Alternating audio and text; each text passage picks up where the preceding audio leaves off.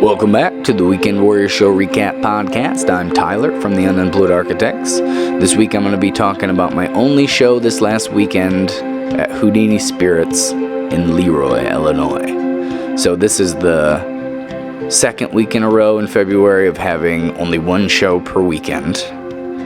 And I'm definitely feeling it kind of in a couple different ways. I'm feeling it definitely on my pocket, but also it's just weird having extra days off. If it's just like one per the month, it's not a huge deal. I'm pretty used to it, and it feels like a treat to have like a Friday or Saturday off once a month. But I have 3 weekends in a row of just one show per weekend, and it's just a little weird, and definitely missing out on some cash. But it's February. I wasn't when I was booking I wasn't gonna get too bent out of shape about worrying too hard about getting every date filled, because it's just always hard to get a hold of people around the beginning of the year. Like when you're booking shows, you have to pretty much be booking them in November, December for January, February, but a lot of people don't want to do that till like as late as possible. So, because a lot of them are still using that, like this year it's 2020, last year was 2019, so they're using that 2019 calendar to book, and then they're waiting to open that up as long as possible, and then everything fills up so quick. So it's like they'll be like, when you're booking shows, they'll be like, yeah, I haven't really opened up that calendar yet. And then you wait like one day too long, and it's like, oh, I got every date in January and February booked. So, or every date you had available anyway. So that's how it pretty much goes every year. So I'm trying to be less obsessive about it, I guess, because I get pretty bent out of shape. It kind of weighs on me if I'm not playing every Friday and Saturday. Like I said, 1 or 2, not a huge deal, but 3 this month has been has been a little weird. So, but you know, picking right up in March, April, May, I only have 1 date per month on those months so far that I have a day off. So I've got every Friday and Saturday booked except one, and I got some Thursday shows booked as well. So it kind of evens out ultimately, and looking forward to it getting warmer, because that performing in February, especially this year because it's been so snowy, it's been, I won't say nice, but it's been okay to not have to travel every weekend night when the weather is iffy. So another positive, trying to focus on the positives. But so the show this last weekend at Houdinis Spirits, I was feeling a little under the weather. I was coughing a fair amount, so I was a little and just kind of low energy. But so I brought like a smaller setup, but ultimately, since it was a different way of setting stuff up, it probably took me as long or longer to set it up, so I don't know if it was really beneficial that way.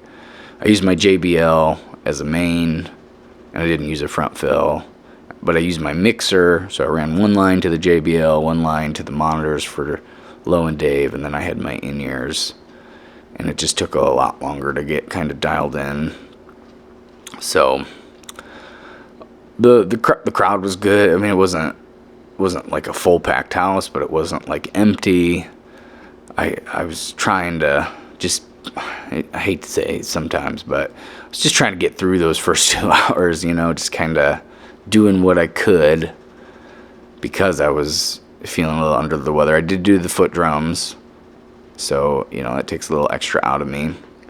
I could have very easily not done them, but I know that Dave likes when I do use them, so, and it's good. I need to be good at that as well. I need to keep up on my I guess being able to do it. I need to practice and play enough that I can do it on the drop of a dime, no problem. So I did them, and everything was fine. I don't think there was any major meltdowns or any amazing things either that happened. It was just kind of middle of the line kind of show. We played good amount of originals, good amount of covers. I kind of saved all the good covers for the last set, and last set was a lot of fun because, especially when you only have one show. I only took one break this last time too, but when you get to that last break time of a show, like a weekend where you only have one show, it's just like, well, I'd rather get all the stage time I can. So I just stayed on stage and just played through the break, and I think it was good. I think everybody had a fun time, and Dawn, the person who books over there, was there the whole time, and she seemed to enjoy it, and it was just a good show. So next day, woke up super sick though, so it's going around. I was just coughing a lot. Definitely had a fever, chills, and all that jazz.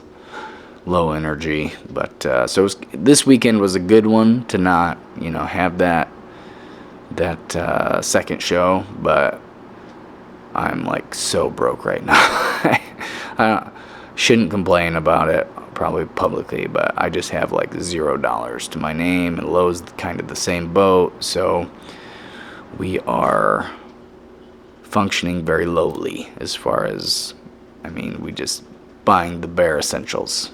So we got paid last Friday as well, but I had so many bills that kind of all happened at once. I had my driver's license, or my plates, had to get my sticker for my plates, which that's now $150, which is just crazy. I had to get my oil changed. I had a doctor bill that I'd been putting off paying, and a lot of this stuff is my fault. Had a couple other little things that I had to get. Rent was this. I had to pay my rent this last paycheck, so all that stuff combined and then having only the one show at Houdinis, which again is a great show, and we're happy to be there every time, but not like the most financially best show.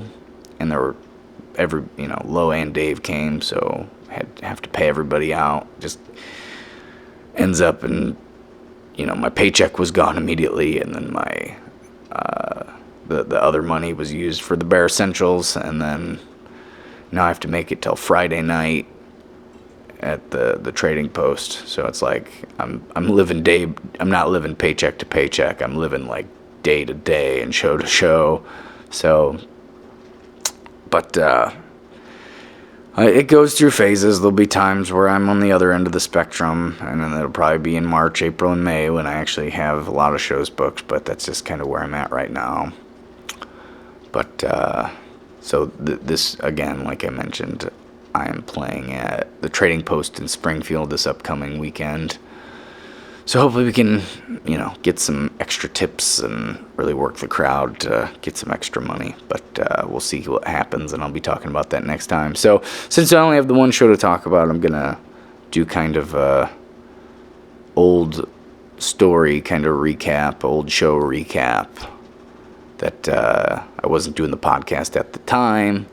And as I mentioned in the last one, that my band, Big D, Kevin, and Blair, we started kind of a text chain about some of the crazy things that have happened over, 10 years of playing as a band. And last week I talked about our little Indiana festival we did.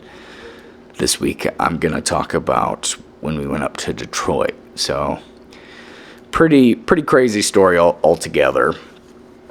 And this kind of melds into us playing at the Double Door in Chicago as well. So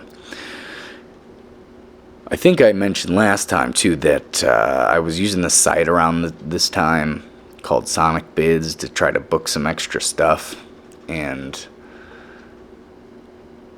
we got an offer for this live in the studio thing up in Detroit. And they had a studio, I think it was called Groovebox Studios. And they asked if we'd come, and of course I was up for anything, even if they weren't paying. It wasn't a paying thing. It was just they would let us stay at their place. They would record some songs for free. So, it sounded like an awesome deal. So we were like, yeah, let's go ahead and do it. And we were pretty excited about it, but 6-hour drive is kind of a rough one. Blair borrowed his parents' Yukon, again, like the same one we used for the Indiana trip, and we loaded it up with all our gear, and we didn't have to bring like a full PA system because it wasn't like a show. It was in the studio, so it was just like the main gear, like full drum kit we did bring, and guitars, pedal boards, cables, stuff like that. We Laura Lynn actually came on this trip with us and kind of did some video for us, but so yeah, long drive, which we really hadn't done many things with a long drive, like on the way to a show, and I definitely just didn't even realize how much that kind of takes out of you. So it was probably 5.5 or 6 hours in the car, and then we got to the studio, which, so it was very cool experience up till the end, and I'll get to that. But you pull into Detroit and you see the skyline. You're like, oh, that's pretty cool. I've only really seen Chicago skyline before that, really. So it was neat to see. And we got to the studio, and it was this old, like, crazy warehouse, like probably where they like a parts factory or something. And it was just super vintage, but like deserted, kind of. I mean, there wasn't a lot of business there, and they had rented out a room in this warehouse for us, the studio. But it was pretty crazy. It was giant, and there weren't a lot of things going on in it. There were like broken windows here and there, and there was like, I don't know, it's just dirty, kind of old dingy factory. And I remember we kind of loaded in, and we had some time before we were supposed to do our thing, and we kind of were exploring, and there was this whole other room that was way bigger than the studio, that people were just spray painting like wall art, kind of, on all the walls. There were a bunch of these crazy spray paintings, and there was a lot. I for some reason very clearly remember there being a lot of Saw, like the movie Saw, like the jigsaw guy, the antagonist in that movie. Lots of paintings of him. And so it was a little creepy, but then in this giant room, people were just like skateboarding, like it was a skate park, kind of, even though there really wasn't. It was just so big that you had the option to do that, and there were big pillars in this room kind of holding the building up, I guess. And we did a little warm-up song, which probably turned out to be one of the cooler parts, because the acoustics in that room were just super cool. Like, you could sing a note and it would just linger forever. And we opened with a song, one of our songs called Robbery, just kind of warming up, and sounded, no amplification, just sounded kind of cool. And so then, we hung out there, we got some video there, and we ended up and went back to the studio, kind of got all ready to go. Probably one of the, we all had our own headphone mix, and that was one of the first times we'd ever had that option. So, I mean, I don't know, it was weird. We didn't know how to mix it. I think when we recorded our first song, this is a story for another time, but when we did our first single we ever did, called Matchless, up at a studio called Pressure Point Studio, and they gave us their own headphone mix. So we'd done it once before, but for performing purposes, we had no idea what the mix should be, and I'm pretty sure I just had everything up too loud. So then I was like shouting over everything and sharp on everything. It was like not my best performance. Plus, it was after a 5.5-hour car ride, so I don't know. Ultimately was pretty disappointed with what came out of that stuff, But, it was an experience. Blair sang a song as well. I think he did like Test 5. And he got some, I think his sounded pretty good.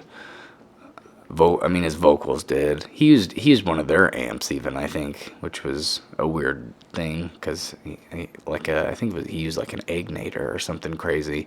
But they had a bunch of vintage gear and whatnot, and we were all in our own little it was one room studio, but we all had like our own section. It was like everyone had their own little alcove. And we did our songs and our set. And like I said, I think we did 5 songs. I did 3, Blair did 2, or I did 4, Blair did 1. It was maybe a little bit before Blair was singing as much. And, ultimately disappointed. But in the moment, it was just a cool experience. And then they took us out to dinner after and went to this fancy restaurant. And we stayed at their house, which seemed, very just normal looking. It looked like a little subdivision in Pontiac even, just like a nice kind of richer subdivision. And so we weren't really worried about anything. Of course, we'd heard a lot of the, the horror stories, like people getting robbed in Detroit and stuff. But anyway, we parked out front. And of course, now I have this clear moment of us talking about how much gear we should bring inside. And I was like, well, I definitely should bring the guitars in, and Blair did the same. And I really didn't have much else. I wasn't even using like a full pedal board at that point, but Blair left his pedal board, and Dee left most of his drums, and Kev brought his bass in, but I think his bass amp was in there. And, we just parked it out front like idiots, and stayed up late with the guys that were putting us up and kind of hung out, I think we ended up watching a movie and falling asleep. And then I got up in the morning to shower. I think I was like one of the first people up, and I come downstairs and Kev is sitting at the kitchen table looking like the saddest I'd ever seen. And then I asked Blair, like, what's going on? What's going on? He's like, we got robbed. And I was like, yeah, right. Like, I didn't think it really happened at all. Like, I thought they were just trying to play a joke on me. And then he's like, no, really, like, we got robbed. And then we went outside, and there was just broken glass where the Yukon was, and a little, like, spinner thing. And I was like, what? And I don't know what day of the week this was. It must have been like Wednesday or Thursday or something, because we had a show the following couple days at the Double Door in Chicago. So, and that was like a Friday or Saturday night. But I walk outside, and I'm just like in disbelief. We're 6 hours away from home, and we don't have a car. And then Blair, he kind of takes charge of the situation. I have no idea what to do. And, calls the police, explains it, calls his parents, explains it. And I felt like the worst I had ever felt. I think one of the worst feelings I've ever got, because ultimately the reason we were up there was because I booked the show. And I like pushed to do it because I was always that guy, I was the guy that was booking the shows. I'm like pushing to get stuff done, and ask Blair if he could ask his parents if we could maybe use the Yukon. And anyway, so we come to find out that the Yukon is parked about a mile or two away in an alley, and it's up on bricks. So they stole all the tires, and it's just on the rotors, I guess, up on cinder blocks. And the inside is completely emptied out. And, of course, the broken glass, the broken window. So, it was just like, what is going on? Like, I from a small town, so I guess I just not used to that kind of thing happening. and just the neighborhood was so unsuspecting. Like it looked like any small town I'd ever been at. And by the way, that's just one tiny section of Detroit. Like we drove through a couple other sections, and there's these crazy buildings, deserted buildings that are like really, really old but not maintained at all. So there were like trees growing in some of them and stuff.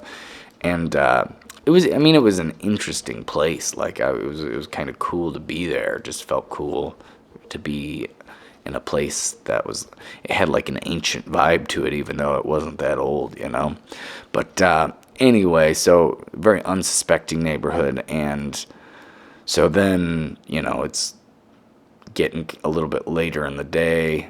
Blair kind of took charge of everything. He got us a van to kind of take home. I mean, luckily we got the car, but they got the car back ultimately. But I mean, the tires alone were worth I can't remember.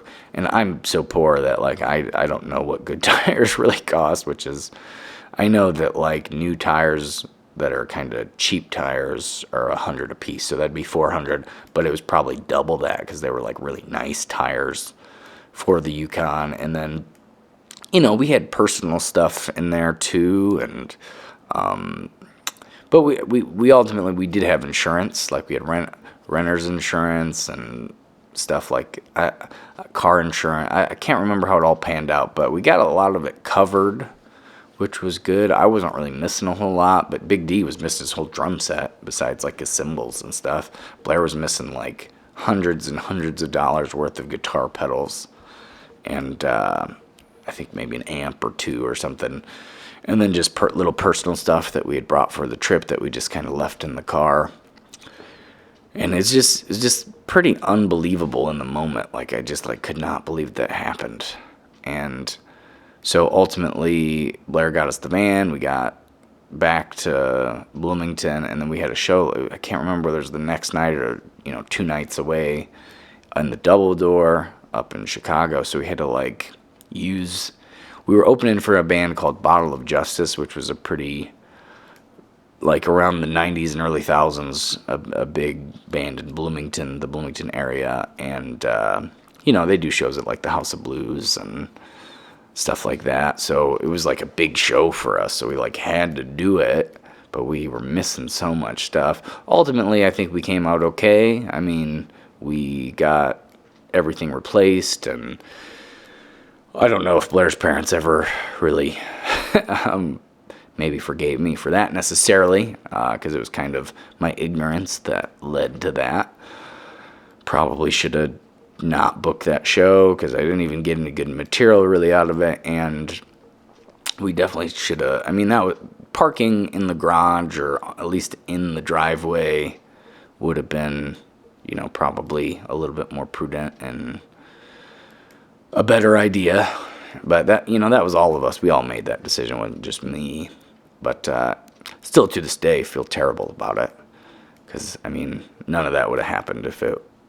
Now it's a good story, I guess, but none of it would have happened if I didn't push for it to happen. So I feel definitely responsible, but everything worked out, and we got everything replaced, and we did make it to the show at the Double Door. Little sidebar about the Double Door. Its claim to fame, I guess, is at the end of the movie High Fidelity with Jack Black, John Cusack. Jack Black and his band perform at the Double Door at the very last scene of High Fidelity. So it's a pretty cool little rock club, but it's not like the House of Blues, but it had a little bit of legend and lore to it, I guess. And when we'd play at bigger places like that, it was always cool to look at the flyers from previous shows and just see. One of my favorite bands is Kings of Leon, especially in that time period, and they had played there, and pretty much every band you could ever think of, even some really bigger bands have played there. And It's since is closed, which is unfortunate. But it's just like any band you could think of that was kind of not like the Rolling Stones, but like higher up, definitely way higher than we didn't we had no right to be on that stage, honestly, at that level. And we were just the opening act, so it didn't really matter that much. We played okay, I think. The show's a little bit of a blur. It was like an hour set. I think we did all right. And then Bottle of Justice played, and I thought they did a really nice job. They were definitely a matured band by the time we were playing with them, and they sounded that way. But so we made the show, and then we made it back, and everything worked out fine ultimately, and now it's just a story I tell, and a warning to anybody that goes to Detroit to do anything ever, I think. But so that's the Detroit story. Pretty fun times. I mean, it was I don't want to say like a team building experience, but stuff like that brings you closer to people, and I think it was a bad experience in the moment, but we banded together and we made everything work out, and that's all you can really hope for. So that is the Detroit story. We I think I mentioned earlier in the podcast that this coming weekend we are playing at the Trading Post in Springfield, so that'll be what I'm talking about this next time. So maybe along with that show, I'll talk about like the Congress Theater show or the House of Blues show or something, or I'll just pick something, some old story that I haven't had a chance to really talk much about. But anyway, so anybody who took the time to listen, always appreciated, and I appreciate you hanging out and coming to our shows and supporting our music. And, everything you do to help us in any way is amazing. And, thanks for being you. All right, we'll talk to you next time.